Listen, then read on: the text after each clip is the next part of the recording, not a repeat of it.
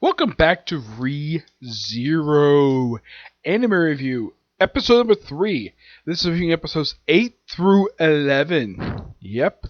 These episodes adapt book 3 for the series. Yep, book 3. And these episodes finish up the second arc of the series, A Week at the Mansion. Yeah, for an arc that's supposed to take place for about a week, they kind of repeat it, and you can kind of say about a month passes by the time you finally get, from Super's perspective, it would probably been like a whole month. But yeah, they keep restarting. Now the episodes themselves do follow the plot of the third book pretty well. Like there was one scene I was really hoping they might include the scene here. There's a scene where Beatrice kind of basically, Beatrice calls him. Of course, he gives her a nickname. Yes, he gives her a nickname. What does he call her? Bako. Yeah, calls her Bako. She hates it, but at first, then she's like, doesn't anything about it later. Yeah, and when she's like so happy, helpful with curses, like she gets lifted up by Subaru.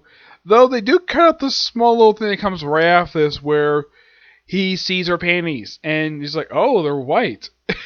Yes. Why is it that some female protagonists like wearing white panties in anime? I have no idea. It's quite strange.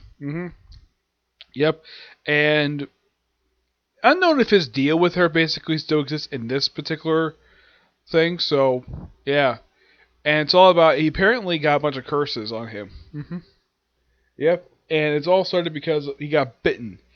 As for the whole thing of him being killed by Rem, yeah, that gets kind of ignored.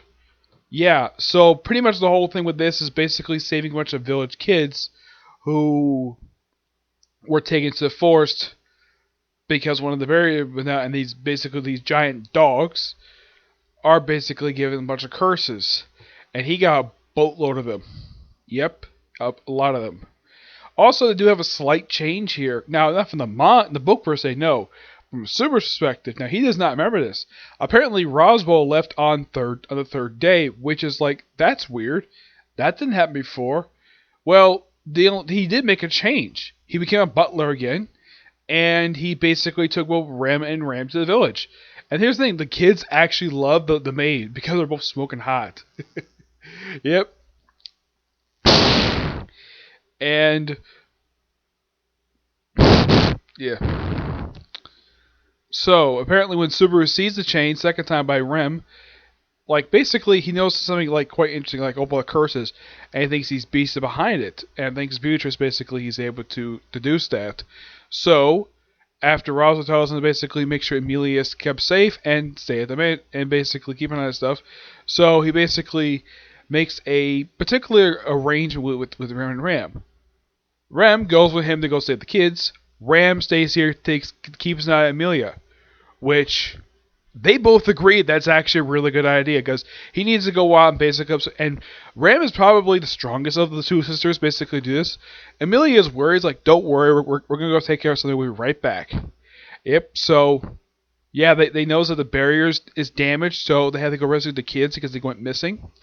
So they find almost all the kids but one. Yeah. And Ren basically, now it's mentioned, now I forgot to mention this before, is that whenever, now Beatrice smelled him, he has the scent of a witch, despite the fact he's not actually a witch. Now, Rem basically when he gets separated from her, he says, "Come catch me at defense healing and wait for the villagers." Like, how do I find you? "Oh, you're fine by my scent." Because here's the thing, Rem and Ram are demons. Yeah, and here's the thing. In the final episode of this particular set of episodes, the ones out of book 3, we actually get Rem and Ram's backstory. Mostly, anyways. Yeah, where even though they're twins, apparently their village is actually taboo to have twins. So instead of having 2 horns, they have 1 horn. And at one point, Ram actually lost her horn. Yeah, it's never really explained why she lost her horn, but she did. She still has, like, the mark revealed at the end of the episode. She still has the mark where the horn would be. And, of course, Ram goes frickin' nuts. Even if they see the kids, they find the other one. Of course, Subaru takes out the first one he sees. Well, by basically doing what policemen do, basically take his coat, wrap it around his arm, and have the dog bite his arm. Look, there was a lot of cushion there, so it's not hurting him. It's not very much, and basically flips him over with the dog still on his arm and sort of impales him on a tree branch. Yep, it's like, okay, take care of this one. Oh crap, there's a whole bunch of them. And then Rem shows up, takes a good number of them, and lucky enough, he's saved.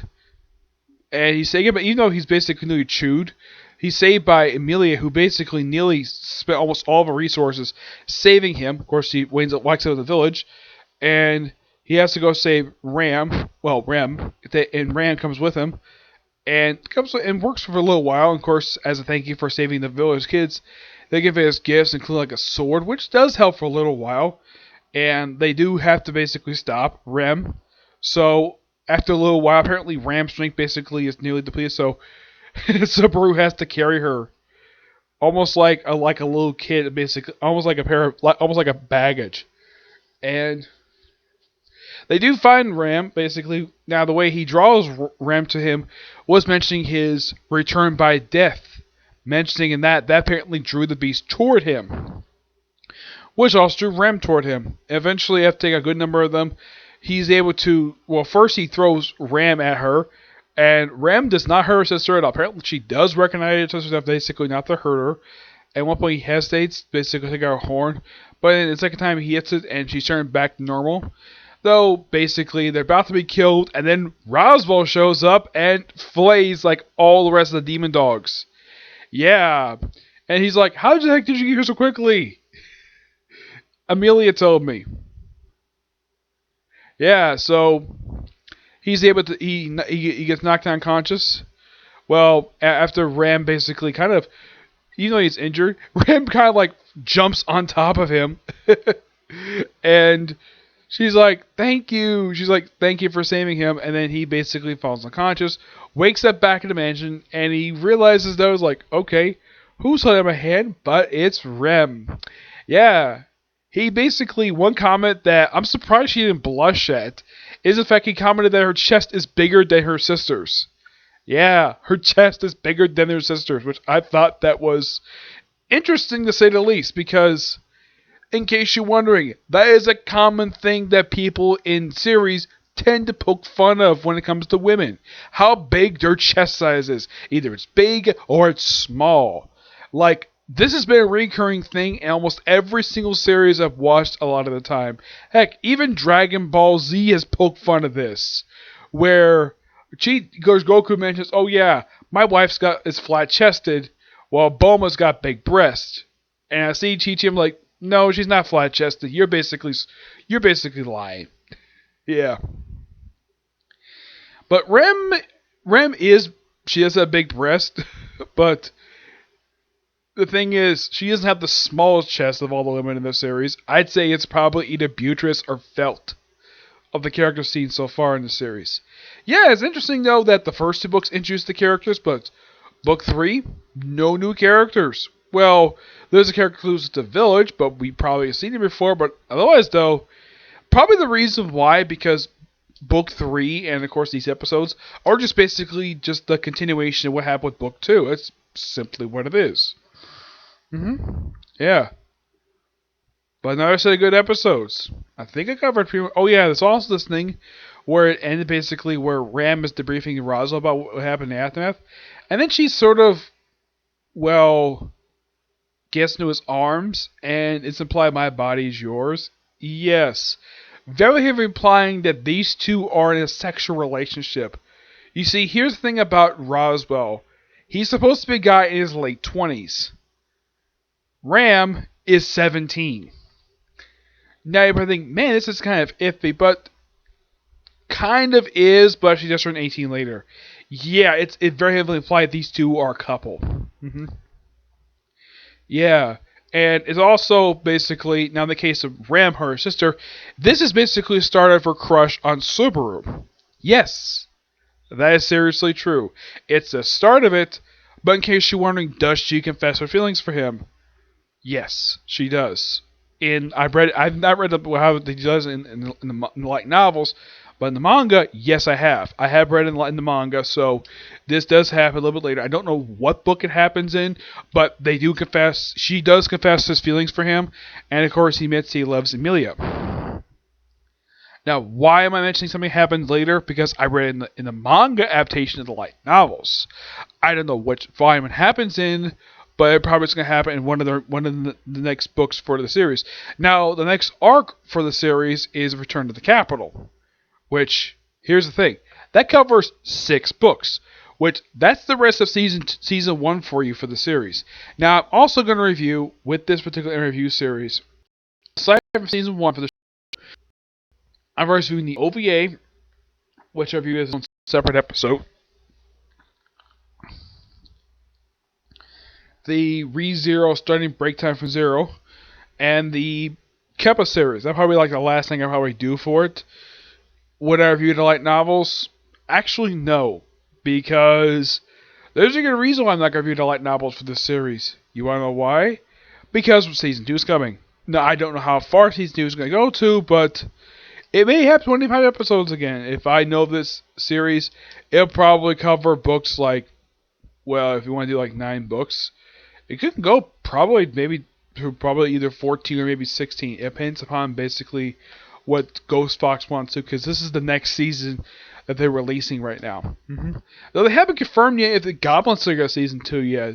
I would think, because here's the thing about my opinion about season 1 for Goblin Slayer. I thought it was really good. I thoroughly enjoyed that show. This show, yeah, I could definitely see a season 2 because there is certain terror for it. Goblin Slayer, I'm hoping that they would do it because of the movie. Kunosaba, probably. Saga of Tiny Evil, oh yeah.